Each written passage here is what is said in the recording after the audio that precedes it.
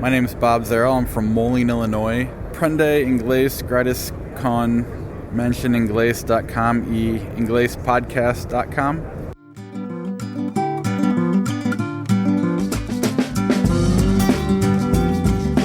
Hello and welcome everybody to Aprender Inglés con Reza y Craig. This is episode 79. I'm Reza. And I'm Craig. How are you, Craig? Very well, thank you. Good to see you again. You too. Well, this is the very place to come to if you're hoping to improve your English. 79 episodes we've done. Craig and I have about 40 years of teaching experience between us, so we know a thing or two. In this episode, we'll be talking about what to write in cards. Christmas cards, greeting cards, Christmas cards. Oh, I said that already. Anniversary cards, retirement cards, when people have a baby, christening, etc. But first, a little bit of listener feedback. We got a message from Javier Alberola from Valencia. I remember Javier. Yep, we've heard from him before. Shall I read out his message? Go ahead. He says, "Hi Craig, I'm Javier Alberola from Valencia again. I never imagined I would be capable of doing a review about a podcast such as Aprender Inglés. I have only been studying English for a year, but I know positively, I'm pretty sure, is what he means to say, that in my first certificate exam may appear this kind of written exercise." He means this kind of written exercise may appear in my first certificate exam. You have word to order. Yep. Put the subject first. Aprender Inglés con Reza y Craig has become my favorite podcast for various reasons. Oh, thank you. Firstly, the majority of the contents are, but you should say the content is free. The majority of the content is free. Because it's the majority that's the Yeah. singular. Can I correct you? The majority of the content isn't free. All of the content is free. Yeah, Not the majority, 100% all. We don't charge for any of these podcasts. So it's more than the majority. Secondly, he goes on, the experience of the protagonists is their most important attribute. That's a good word, attribute. Well done. In my opinion, working for the British Council is the best guarantee that this method of education is the appropriate one. Oh, thank you very much. On the other side, he says, what should he have written there? On the other side, that's a translation from Spanish, por otro lado. On the other hand. On the other hand, I think the success of the podcast is based on the way they transmit information to the audience. Dialogues are clear, concise, and well-structured. Thank you. Tone of voice is another strong point. Correct pronunciation is very useful for me. And pauses in their speech contribute to a better comprehension, or a better word would be understanding. Yeah. Thank you very much, Javier. Yeah, thank you. In conclusion, Aprender Inglés con Reza y Craig is the best way of learning English. Cheap, top quality, and easy to use. Can I say again, just to clarify, it's more than cheap, it's free. It's free. Free, top quality, and easy to use, especially on a smartphone. While I do recommend this program, I warn you that you shouldn't leave a piece of chocolate near Craig. You will never see it again. Oh, that's Craig. very true. That's very true. That's true. Kind regards, Javier. Thank you very much, Javier. It's actually a very well-written review for an FC exam. If you had to write a review, I think Javier has done a very, very good job with that. And he said he's only been studying English for a year. Wow. Very good. Very rapid progress. You see what the podcast can do, everybody? 1 year and he can already do that. What can I say? Fantastic.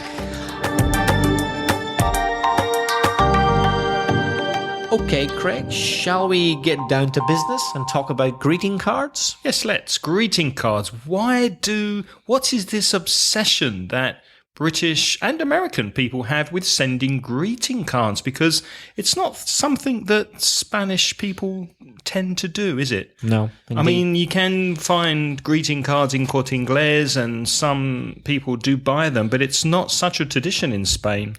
I remember when I first arrived in Spain about, very nearly 20 years ago now, it was quite hard to get hold of to obtain greeting cards, you had to look quite extensively to find any, and those that you found were not very good.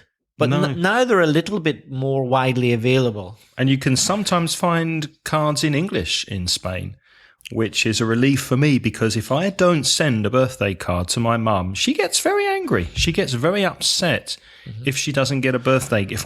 She thinks I've forgotten her birthday if she doesn't get a birthday card. Yeah, it's very important for most British people, isn't it? So when do we send and receive cards? Well, obviously birthday cards, Christmas cards. We're coming up to Christmas now. Anniversary cards. By anniversary, what do you mean, Craig? It could be a marriage anniversary. It could be the anniversary of maybe meeting your boyfriend or girlfriend. Can you think of any other anniversary celebration? You've been living a certain amount of time in the same house. For example, 1 year in the same house, or 5 years perhaps. Would you send a card for that? No, I suppose you wouldn't. Would you? No, maybe not a card. No, that might be a bit excessive. Yeah.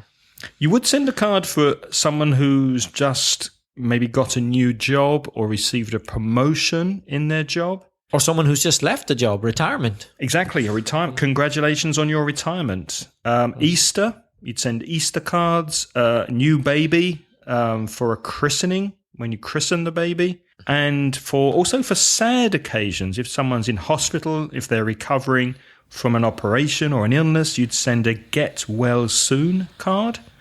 And if somebody dies, you'd send the family a condolence card as well. That's a very sensitive issue, I find, as a foreigner living in Spain, because as far as I know, the Spanish don't send sympathy cards these days, do they? I don't think so, no. And correct us if we're wrong, dear listener, but I don't think if you lose somebody who's close to you, would you send a condolence card to say, I'm sorry for your loss? I don't think Spanish people do that. No, I don't think they do. And it's something that I really struggle writing, because it's such a sad, emotional occasion when somebody passes away. The expression to pass away means someone dies, that it's very difficult for me to think of things to write. It's a very hard card to write. Maybe I'm sorry for your loss, my condolences. I can't think of anything else that I would write on a card. With deepest sympathy.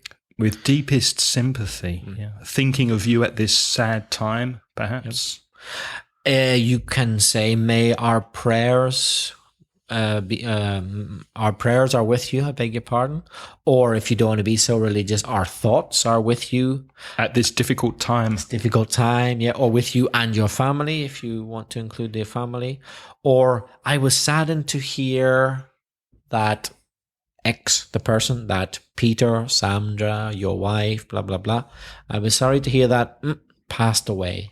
To pass away. Or thinking of you at this difficult time. Quite often we use just the participle, thinking of you at this difficult time. Not I am thinking, just thinking. Thinking of you. Or praying, if you're religious, praying for you all at this difficult time. Something like that. You are in our prayers. You are in our prayers.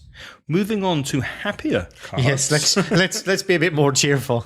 What would you, Reza, write in a birthday card? Well, Craig, that all depends on the person. But I nearly always write the words happy birthday. Of course. And then it depends on each person. For some people, I write something funny. For other people that I don't know so well, something a bit more formal and not so risky. It depends on the person, don't you think? Yeah, absolutely. But I think a common expression would be many happy returns. Mm-hmm. And by returns, I think the implication is to have more birthdays. So you have more celebrations, more years of happy birthdays. So many, many happy returns is a common expression. It's a common expression. But would you write that to your mum on her card? Not to my mum, probably, no. I wish you many, many more wonderful birthdays in the future, perhaps. So there are certain expressions like many happy returns which are fine, except for very close people, in which case they're not quite close enough, are they? They're a little bit too distant. You wouldn't say many happy returns to your mom or to your wife. It's not intimate enough, is it? That's true. Yeah, I hadn't thought of that. One expression that I do like, that I heard many years ago from an old friend, Stephen Flint. He wrote on a card that I received, "Live life well," which I really like. Just those 3 words. Happy birthday, live life well, which is nice because it reminds me to enjoy life and to live it as best as I can. I've just thought that instead of happy birthday, I sometimes write happy, then the year in the ordinal form. In other words, happy 50th or happy 25th or happy 72nd or something like that. Mm-hmm. Do you ever write, there's the popular poem that's roses are red, violets are blue. This poem is old and so are you. That kind of rhyme. You ever write those? Or violets are blue, roses are red. Congratulations on not being dead. No, I like it. Happy birthday. Would you risk writing that to an old person who might soon die? No, not unless I knew them very, very well. Maybe to my brother-in-law, who has a very good sense of humour. But if I didn't know the person well, then no. Do you like buying birthday cards which have a pre-written verse on them, a pre-written poem, rather than composing your own? Some cards already have one written on the card. What do you think about those? They tend to be very corny. Oh, what do you mean by corny? Corny is predictable, a bit quiche, a bit, I don't know what the word would be in Spanish. Something that is predictable and when you read it, you kind of cringe and go, oh, because it's not very imaginative. It's predictable. Cutre is about the best word, isn't it? The sentimiento cutre. So I usually, if the card does have like a predictable rhyme or poem in it, then I just write something of my own just to show that I've thought about the person and try and personalize it. What would you write on a Christmas card? Well, now that's a good question. My attitude to Christmas cards has varied over the years. Do you still send them? I send season's greetings cards.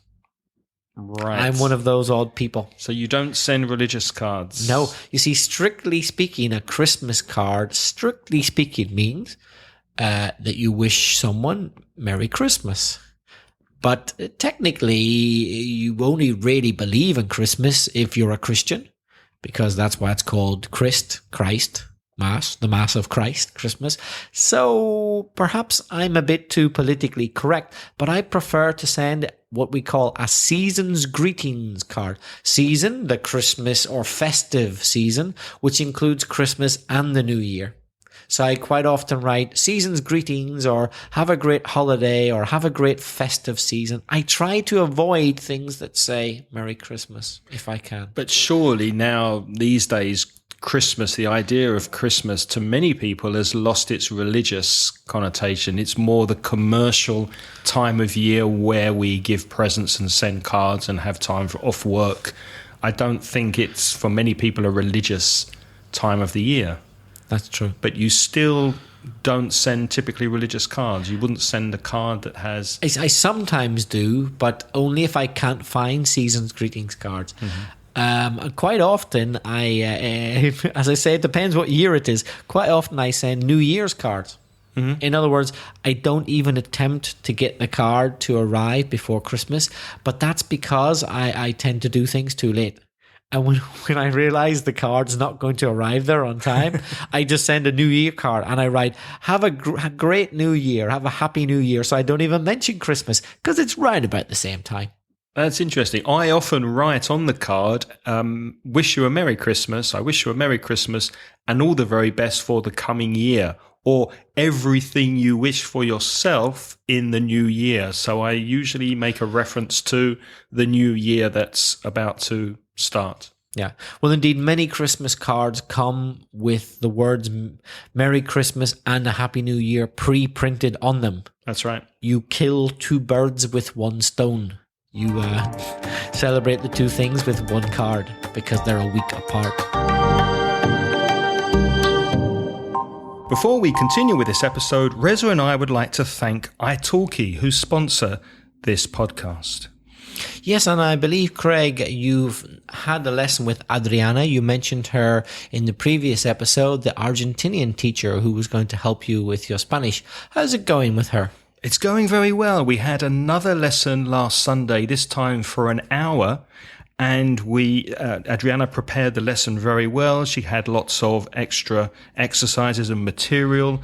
And the lesson was with Skype, and she used flashcards and exercises with some kind of screen sharing software. So I'm not sure how it worked, but it was very, very effective. So I spoke with Adriana on a video call, and during the lesson that she'd prepared, we also practiced some past tenses and improved my Spanish grammar.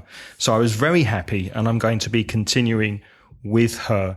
Every teacher on italki has their own pricing, and with Adriana, for 60 minutes of class, it was 180 credits. So 100 credits are about €9.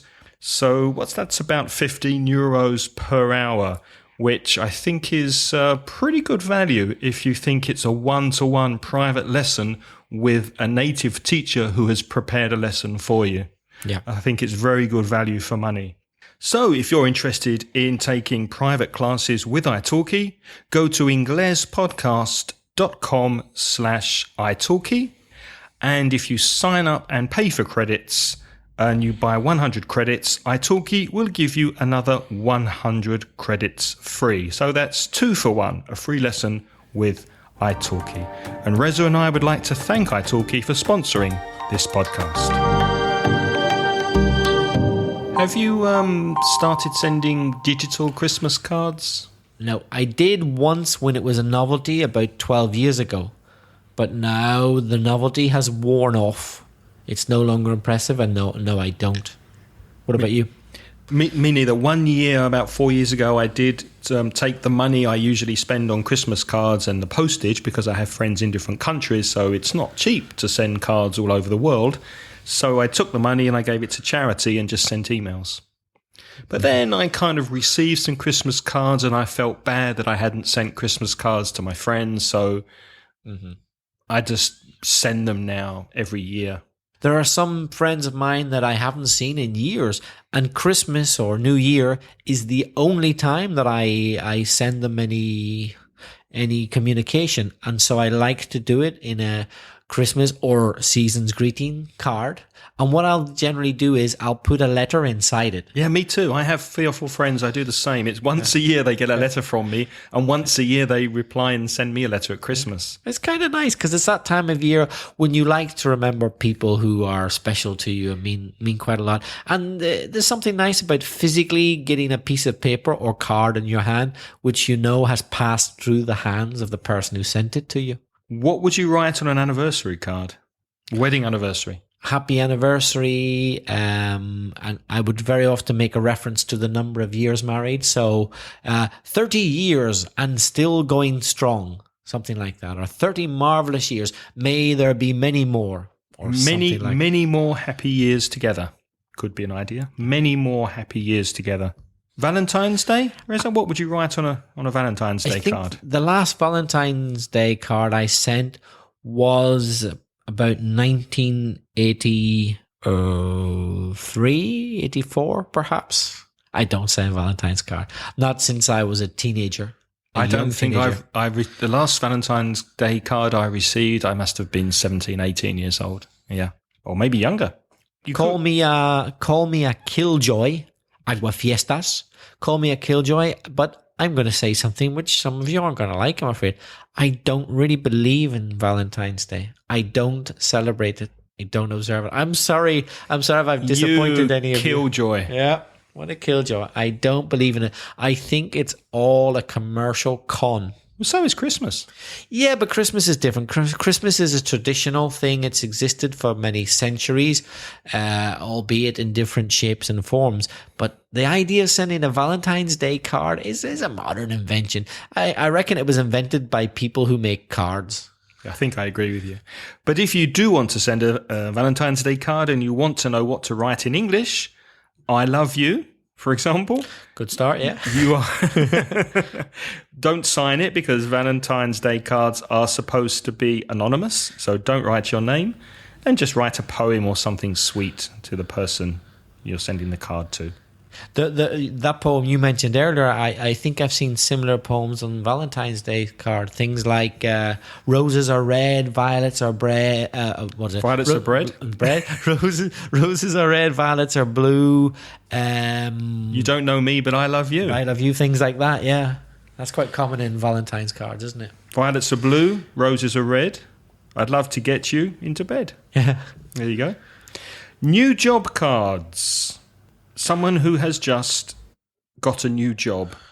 Good luck in your new job is the key phrase I tend to write. What about you? Congratulations on your new position. Congratulations on your new post or on your new job. Remember the preposition with congratulations. It's congratulations on. So congratulations on your anniversary. Congratulations on your retirement, on your new job, etc. How about this Spider-Man quotation? With great power comes great responsibility. Yes. Probably not. Yeah, that's quite profound. Yes, when people retire as well, it's common to send a card, a retirement card. So all the best for your retirement. Easter cards, happy Easter. New baby cards, congratulations on the birth of your baby boy, or congratulations on the birth of your baby girl. Now, you skipped quickly past Easter cards, and I don't blame you. What on earth do you write on an Easter card? Happy Easter. Yeah. Have you sent many Easter cards in your time? I've never sent an Easter card, but people do. Some people do. I don't think it's not that common, though, is it? It's not. It's dying out these days. It is. I would associate it with older people. Not many younger people send Easter cards these days, don't you think? No, I think it's not very common. But I think get well soon cards are commonly sent. What would you write on a get well soon card? Get well soon. Get well soon. Surprisingly. Yeah, that's what I write. How about I wish you a speedy recovery? Yes, that's a good one. That's very common. Or perhaps get over your illness soon. Get over, the phrasal verb means to recover from. So get over your illness soon.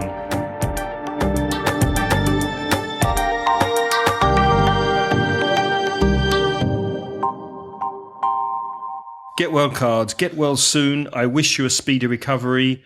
Get over your illness soon. Get over, to recover from. What about, you mentioned christening. Christening. Congratulations on the birth of your... But that's not christening. And that's not christening, is it? One thing is the birth of a baby, and another is christening when it's being christened, when it's being brought to church to officially become part of the church and be named. So I've never sent a christening card, but I would write congratulations on the christening. Would you write anything different? No, I wouldn't send a christening card, but some people do. And of course, now it's very common to congratulate people on Facebook. So I think greeting cards are not as popular as they used to be. And of course, you can take this to whatever level you want, because we mentioned sending sympathy cards when somebody dies. Well, then, if you're going to be polite and in an old-fashioned but nice way, when you receive a sympathy card, it's your responsibility to send another card back to the person who sent you the sympathy card saying thank you. Really? You send a thank you card to the sympathy card. I didn't know that, but I did think of weddings, because if you give somebody a present at a wedding, it used to be common, I don't know if it still is, to send thank you card back to the person who came to the wedding and gave you a present. So you'd write a card to the guest and say, thank you for attending the wedding, and thank you so much for the lovely tablecloth you gave us, for example. Do people still do that? Do they do that in Spain? I don't know. I don't think so. Not much, but in Britain they still do. They thank the guests for their presents and for attending the wedding. And indeed, Craig, what do you write in a wedding invitation card? Well, it's a wedding invitation. It's not really a card, but what would you write on that? If you were getting married and you wanted to invite people to the wedding, what would you write on the invitation card? And by the way, do Spanish people send you a card when they invite you to your wedding? I think they do they? Yes. An actual card. I've received a couple of invitation cards to weddings in Spain. Mm-hmm. Can't remember what they said, though, in Spanish. But in English, they'd say, We would be delighted to enjoy your company at our wedding on such and such a day at such and such a time. RSVP at the bottom. RSVP. That's weird. Which thing, in isn't French it? is what? Is. Well, let's see if my classes I'm having have paid off. Is it répondez s'il vous plaît? Yep. Which, why we write it in French still, I do not know, but we continue to write it, which means please reply. Please reply. But we write RSVP, these initials. Yep. In other words, you're supposed to say, yes, I'm coming, or I'm not coming. So what do you think of this greeting card thing? Do you send greeting cards? Have you ever sent or received any? We'd like to hear from you and tell us about your opinion on greeting cards. Is it a waste of money? Send us a voice message and tell us what you think. Go to inglespodcast.com and click on the Speak Pipe icon on the right-hand side of the homepage. Or send us an email at craig@inglespodcast.com or send one to Reza at belfastreza@gmail.com. Thank you very much for listening, and on next week's episode we'll be looking at some confusing verbs like say and tell. For example, hear and listen, and watch and see, that kind of thing. So until next episode, it's goodbye from me. And it's goodbye from me. Goodbye. The music in this podcast is by Pitts. The track is called See You Later.